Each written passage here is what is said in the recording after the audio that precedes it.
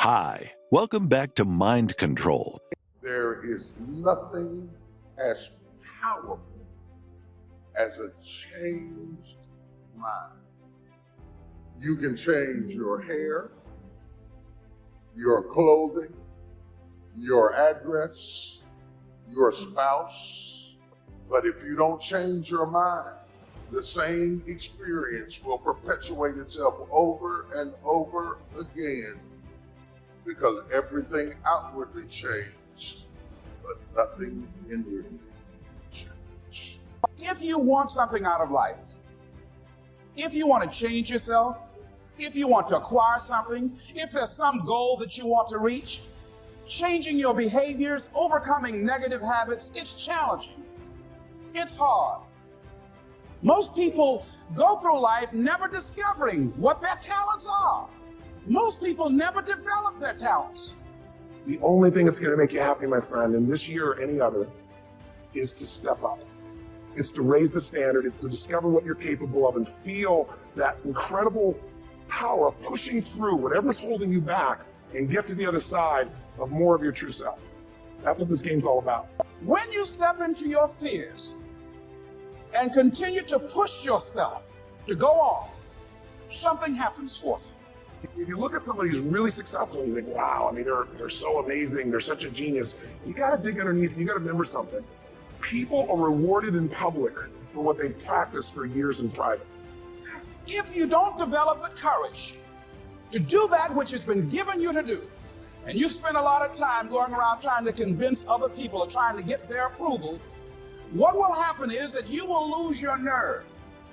And other people will convince you that what you're doing doesn't have any value, and you'll give up on your dream. How much time do you have left? How much time do you have left? When you start thinking about that, we don't know. Most of us don't use the stuff that we have brought into the universe. Stop wasting valuable time. If you want something, you have got to be relentless. You've got to learn how to become resourceful. You've got to learn how to become creative. The power to hold on in spite of everything, the power to endure. This is the winner's quality. The hunger, the ability to face defeat again and again without giving up. This is a winner's quality. What this power is, I cannot say. All I know is that it exists, and it becomes available only when a man or a woman is in that state of mind in which he or she knows exactly what he or she wants and is fully determined not to quit until they find it. There's greatness in you, and you've got to learn how to tune out the critics outside and the critic inside. I'm going to harness my will, and I'm not going to let anything stop me. I deserve this. Most people give up on themselves easily. You know the human spirit is powerful. There's nothing as powerful. It's hard to kill the human spirit. You are unstoppable. Live your life with passion, with surprise. Most of us go through life with our brakes on, holding back. Decide that you're going to push yourself. You got to focus on you. And as you convince you, as you sell yourself every day, you will begin to see a difference in the things that you're doing. Selling yourself on your ability to perform a job, to achieve a certain objective. Telling yourself every day, here I go again. And I got what it takes. This is my day. There are many ways to get the things that we want for ourselves in our lives. But basically, it all begins with how we choose to think. As you think, so shall you be. 7 little words that I think are perhaps the most important things that we can learn and master in our lives. This old proverb notion that I become what I think about all day long. One of the major things Shoaff taught me when I met him, he said, poor thinking habits keeps most people poor. Not poor working habits. Most people work hard, but they don't think hard. And Shoaff taught me that the mind is like a factory, a mental factory. And whatever you think about all day long pours ingredients into this mental factory. And that's what builds the economic, social, financial fabric of your life. He quoted me a Bible phrase that says, "As you think, so you become." How awesome. We are how we think. Your brain is divided into two halves, positive and negative, good and evil. Ain't no neutral ground in your brain. It's either positive and good or negative and evil. You are in charge. You're the boss of the factory. And once you know that what you think about is what expands, you start getting real careful about what you think about. You don't allow your thoughts to be on anything that you don't want, or that you wouldn't want to have manifest or show up for you in your life. Here's how you build anything. Select the right ingredients, keep out the wrong ingredients, and it starts with thought. Everything starts with thought. So you must be wise and careful what you think about, because that starts everything. You got to be wise and careful. See, it doesn't matter who hands you the bad stuff. It doesn't matter where you get the bad stuff. It'll still do its damage on your bank account, wherever you get it.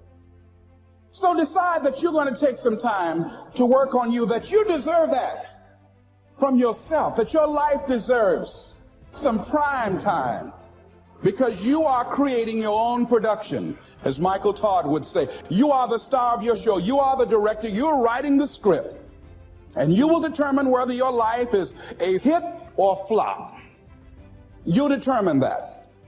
Overcoming the negative conversation, that inner dialogue that's going on all the time, even when you don't want it to be there. You can't stop yourself right now from thinking. You can't do it.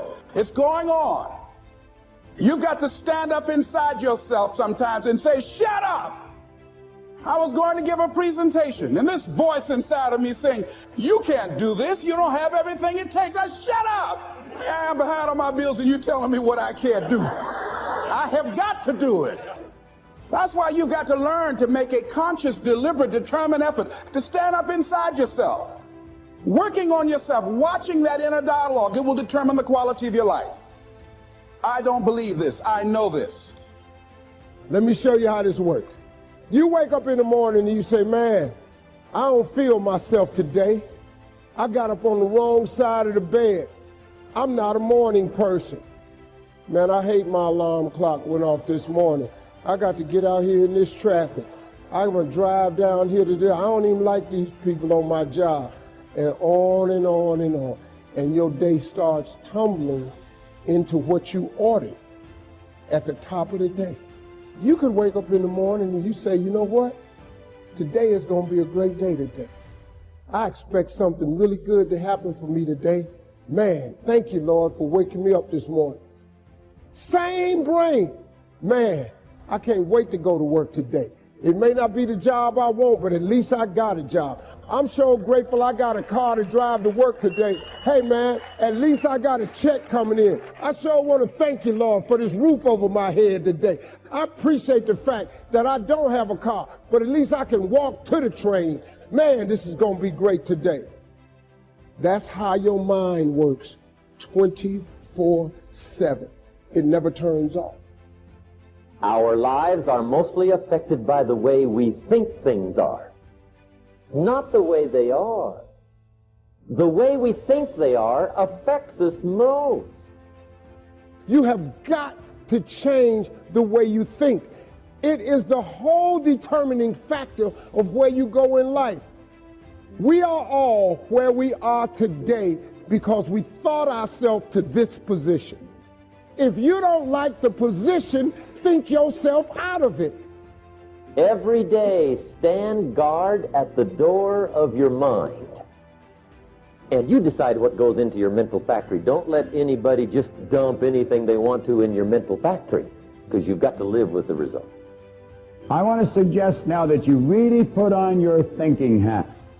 Thinking is the highest function of which a human being is capable, And all the great leaders, all down through history, have been in complete and unanimous agreement that you and I become what we think about. Now play with that for a moment. It's a subject that is not taught in school. It's the highest function of which we're capable. And every great leader that has ever lived all told us that you and I become what we think about most of the time. Dr. Rampell wrote a paper, Tools for Teaching Thinking. He said thinking is a skill which can be learned just as we learn skills such as typing and playing the piano. Now, he said few public schools offer courses devoted expressly to teaching thinking. Rather, we are expected to learn and teach thinking as a byproduct of learning mathematics, reading, science, history, trade, and so forth. And he said we do, in fact, learn a lot about thinking in this way. The trouble is, we learn our thinking skills in bits and pieces, and we never put it together as an overall picture. If asked to describe what all is required in order to think effectively, most people would be at a loss to give a complete account. Thus, we are unable to assess our own thinking skills or systematically teach the skill of thinking to others. Now, consider this for a moment. When you think in pictures. I'm going to suggest that you think of the home you live in, and as you do, realize that an image of your home comes onto the screen of your mind. It's almost as if there's a screen running right through the center of our head, and the second we think of our home, the picture of the home comes onto the screen of our mind. Now I want to suggest that you think of your automobile. And the second you think of your automobile, the picture of the home is gone, and the picture of the automobile is there. Think of where you work or go to school. And bang, bang, bang, just like that, the picture changes. We literally think in pictures. Now I'm going to suggest that you think of your mind. Now, when most people think of their mind, they get an image of the brain. You see, mind is an activity, and body is the manifestation of that activity. Your brain is comprised of hundreds of thousands of cells. Into these cells, we impregnate pictures or images. And as we think, we activate that particular group of brain cells, and the picture that's in them flashes on the screen of the mind. Now, when you think of yourself and you think of money, what kind of a picture do you get? You know, the vast majority of people get a picture of poverty. And what we want to do is take and build cells of recognition in your brain for prosperity. Now, we're suggesting that you start to see money. Whenever you think of money, see this stuff as an obedient, diligent servant. You're the master, it's the servant. And don't ever get that equation reversed. Lack and limitation can only exist when we make room for them in our mind. But prosperity consciousness knows no lack and it knows no limitation. Now, I want to suggest that you resolve to just completely take the lid off your marvelous mind. Just blow it away. And let the greatness start to flow around in there. The type of thoughts and ideas which occupy your consciousness are of paramount importance in developing prosperity in your life. Your mind is either in an orderly or a confused state. Everything starts in our mind. Well, if we're going to have order in our mind, we must have an image of our mind, and most people don't have. So what we're going to do, now you can sit and you can watch this over and over and over again, because there's going to be parts of it that'll seem a little confusing to you first time through. But as you play it over and over and over again, the confusion will leave and order is going to come to your mind. There's many times I'll take a book and I'll read the same paragraph over and over again. This book of Napoleon Hill's, I've been reading that for 27 years. Now, it's not such that I'm such a slow learner.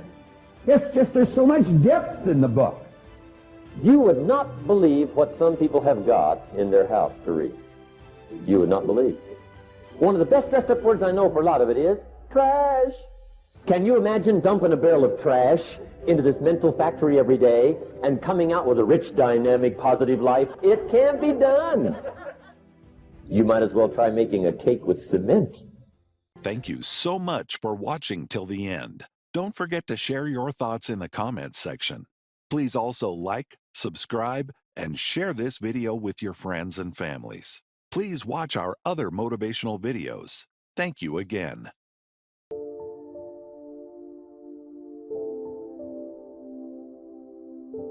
The basic question you are going to answer is, what do I want within the next 1 to 10 years? I want you to take about 12 to 15 minutes and make a list of at least 50 things you want within the next 1 to 10 years. These are long-range goals. To help you get started with your list, consider these questions. What do I want to do? What do I want to see? What do I want to be? What do I want to have? Where do I want to go? And what would I like to share? Now, with these thought starter questions in mind, answer the basic question. What do I want within the next 1 to 10 years? See how many things you can write down. At this point, don't take the time to describe in detail everything you want. This is the time for you to let your thoughts pour, to write fast and to abbreviate. For example, if you just write down 380, you'll know what that means. You don't have to describe the color and the interior of the car. You'll do that later in this exercise. I want you now just to abbreviate and write fast. Make the list as long as you possibly can. Try to write down at least 50 items, 50 things you want within the next 1 to 10 years. These are long-range goals. Spend about 12 to 15 minutes on this. After you've completed your list, you're ready for the next part of the exercise. Go through your list, and next to the things you think you can accomplish or acquire a year from now, write a number 1. Next to the things you think it will take 3 years to realize, write a 3. Next to the things it will take 5 years to accomplish, write a 5. And next to the things it will take 10 years to accomplish, write a 10. Go through this list now to the best of your ability and say, that looks like it will take me about a year, or 3 years, or 5 years, or 10 years. Some big goals might be out there 10 years from now. Once you complete this part of the exercise, you might come to the conclusion that you need a lot more 3-year goals and less 1-year goals, for example, or that you need more 10-year goals. You see, while you're working on one goal, you must have something else in the planning stages. If you don't, what happened to some of the early Apollo astronauts could happen to you. After they came back from the moon, some of those astronauts experienced deep psychological and emotional problems. And the reason for that, why, after you've been to the moon, now where do you go? That seemed to be the end, the finish.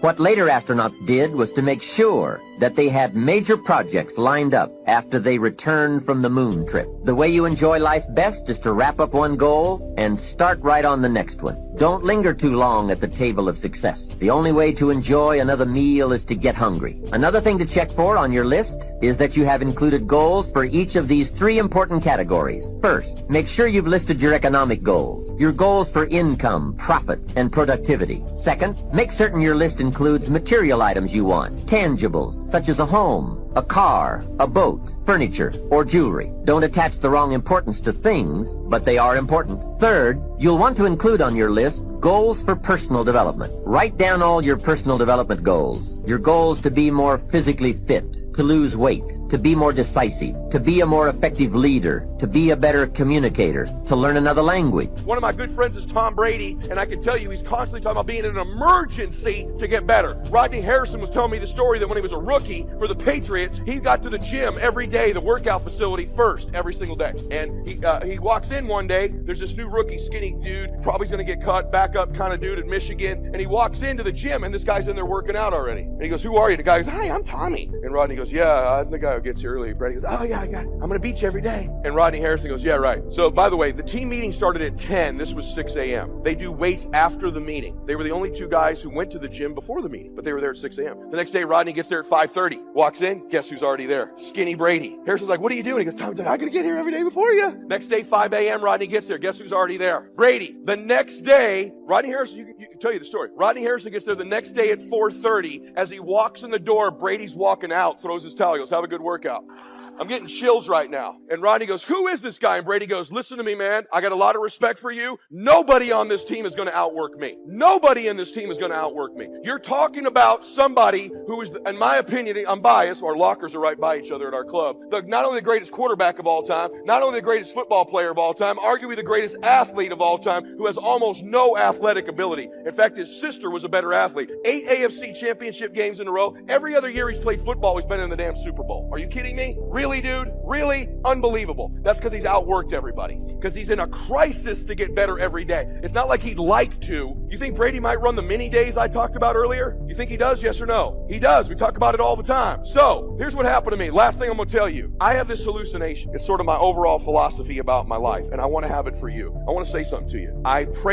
Tonight, I promise you something. I'll pray for you. I just pray that you're happier. I pray that you win. I pray that the right deals come your way. I'm prayerful for you. I'm telling you, if you have the right business partner in your life, the greatest architect in the world, great things can happen for you. You deserve to win. You deserve to have great things happen in your life. There was a point in time in your life when you were little where you knew you were going to be somebody. He's just going around getting lined up to be something, and in the back of his mind, he's thinking, there's something else I'm supposed to be doing. There's something else I'm supposed to be doing. There's something else I'm supposed to be doing. Discontentment leads to direction. And out of his discontentment, here comes direction down the road. And Elijah, who just got out the cave, and he's looking for Elisha, and he comes up to him, and he exposes him to something. He comes in there with his old restaurant stuff, and he exposes him to something, and his mantle passes over him, and all of a sudden, Elijah cannot work in the secular arena anymore. Even if it means he has to take a cut in pay.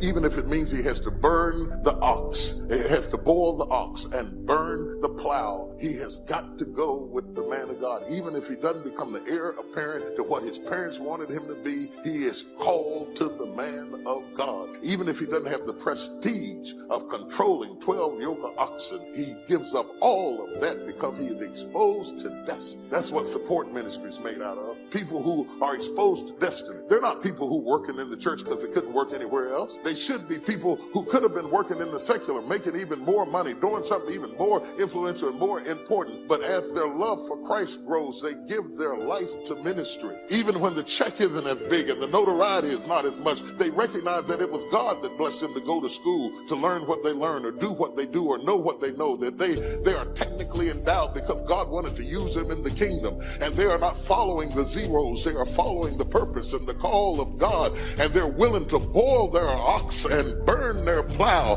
to be in the center of their destiny. They are called to walk with God.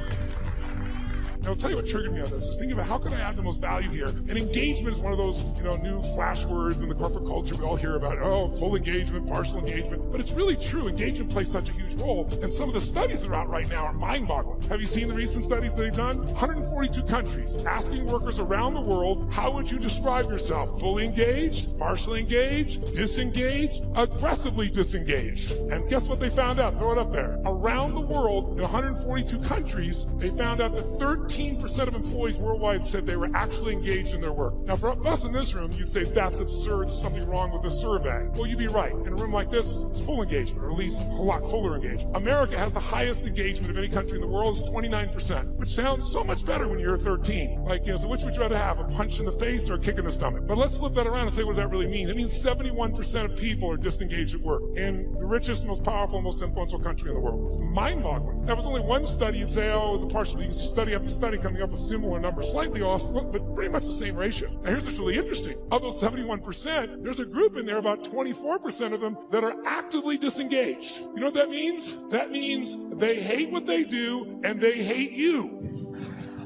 Now, this is pretty important, isn't it? They hate what they do, they hate you, and they will actively work to disempower the organization. Who has ever bumped into one of these humans? Raise your hand. Say I. Okay, so when you bump into these humans, it's not usually a pleasant experience, and we all know they're out there. And by the way, how much damage can they do in a world that has, social media everywhere where good news travels fast and bad news travels faster, and people don't care what the truth is afterwards. It's a cool story, it makes it go. So this is an area that if you're going to change your business, you got to make a difference. So here's what I'm looking at. What makes the difference in people? people, what makes a difference in an organization. And I would submit to you that it isn't getting a head start. You can find individuals who you give everything to. You can love on them, give them a great education, they get a great economic background, and can spend the rest of their life going in and out of rehab. Who's seen this before, knows what I'm talking about? Say I.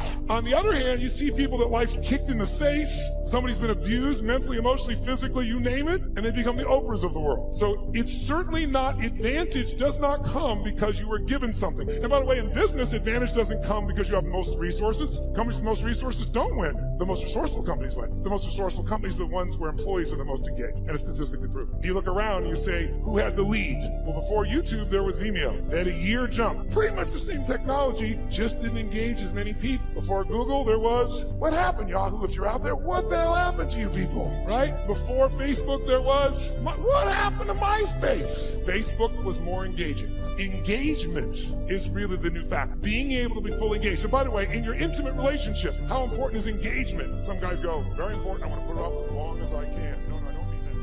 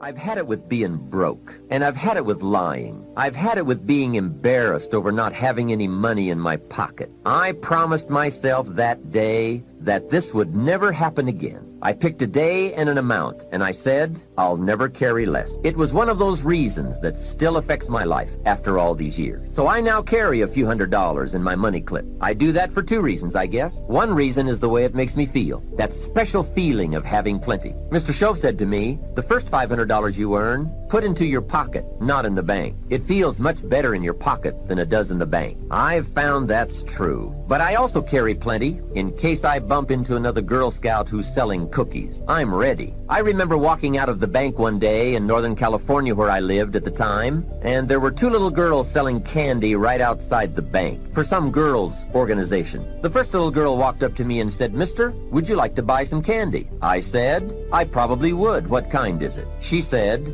it's almond roca. I said, that's my favorite. She said, wonderful. I asked, how much is it? She said, it's only $2. I thought, it couldn't be. Still $2 after all these years? I couldn't help remembering the Girl Scout and the cookies. I said, how many boxes of that candy have you got? She said, I've got 5. And the other little girl standing there, she was selling candy too. I asked, how many boxes do you have? She said, I've got 4. I said, that's 9. I'll take them all. They said, really? I said, yes. I've got some friends, so I'll pass some around. They got so excited, put all this candy together. I reached into my pocket and gave them $18. Now, when I've got the candy and they've got the money, that first little girl looks up and says, Mister, you are really something. How about that? Can you imagine only spending $18 and having someone look at you in the face and say, you are really something? Now you know why I carry heavy. I'm not going to miss those chances anymore. It was a small goal, just a few $100s, but it had a big effect on my life. I have a dear friend, Robert Depew. Bobby used to be a school teacher in Lindsay, California, the olive capital. After he taught school for several years, he became a little weary of teaching and decided to get into sales. One day, without telling anyone, he quit his teaching job and jumped into sales. When he did, his brother poked fun at him. His brother said, you're going to go right down the drain.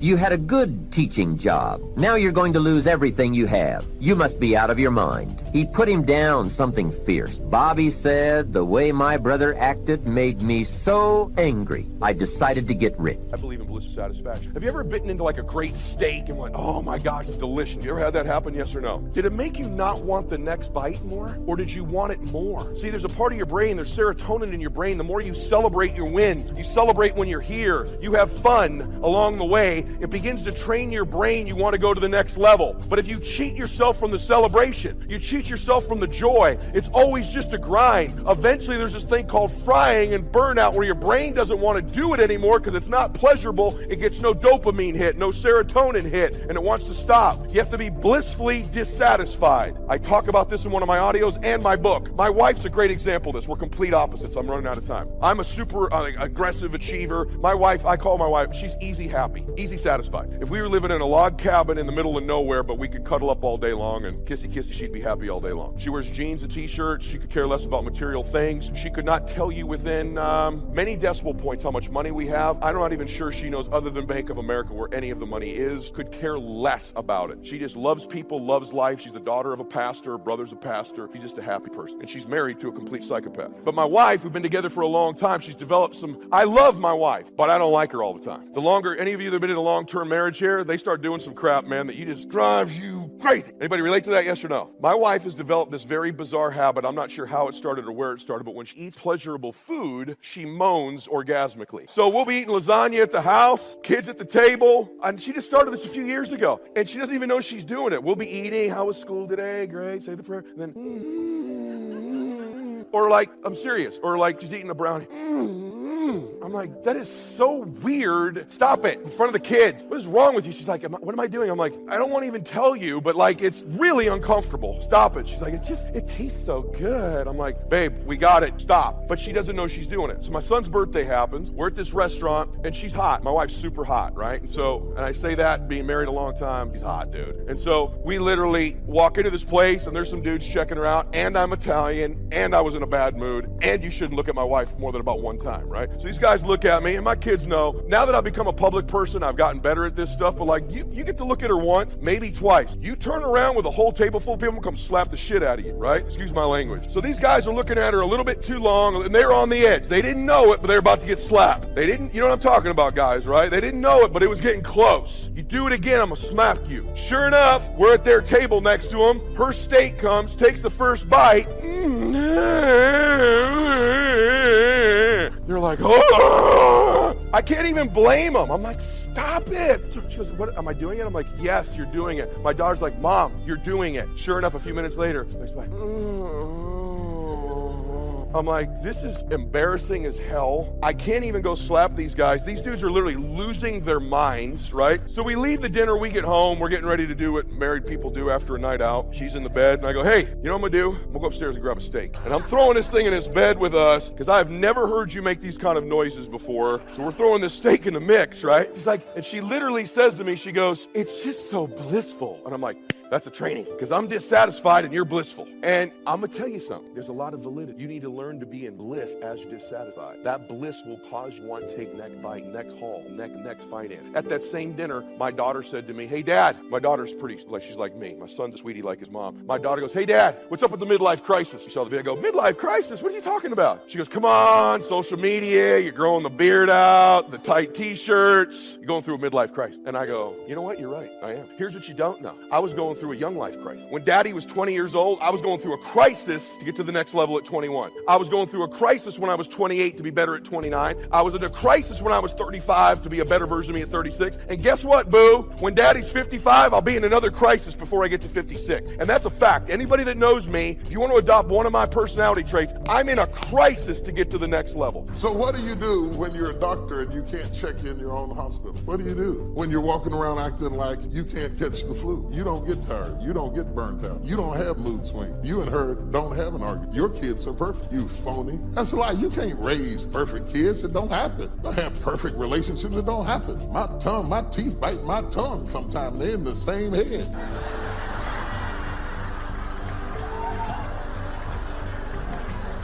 I mean, and there's no warning or nothing right in the middle of eating a hot dog.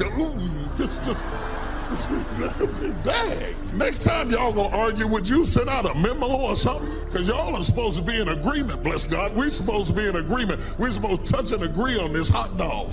And put all that to the side. That's the salad. Let me say something about something else. I'm almost finished. But here's the interesting thing. Separate and apart from everything that Elijah is going through, God is preparing Elisha to be a support to the man of God. Now, it's going on while Elisha is plowing. Elisha is plowing, the son of a wealthy family, an heir to become the heir apparent to a family that is wealthy enough to have a field to plow and at least 12 yoke of oxen, meant that they were affluent people. This boy was being groomed to take over a major organization, and all he had to do was keep plowing. But while he's plowing behind the ox, he's frustrated because he has the sneaking, nagging feeling that there is something he's supposed to do with his life that he's not doing. And I don't care how much people pay you. I don't care if you get the corner office at the top of a corporate building. When there's something else that you're supposed to be doing, you're not happy doing it. You're only happy when you found your spot and you're in your place and you're doing your thing. That brings fulfillment and gratification. When you're doing the thing you were born to do, bless God. You don't do it for the money. The money just comes behind the purpose. Provision comes to purpose. The provision cannot be the purpose. You'll never be happy because you make a lot of money. All money does is make you more of what you were already. If you're lustful broke, you can do it better with money. That's the truth. If you're hateful broke, you get money, you can be hateful better. People scared to say anything back to you. Money just makes you bigger at what you were before.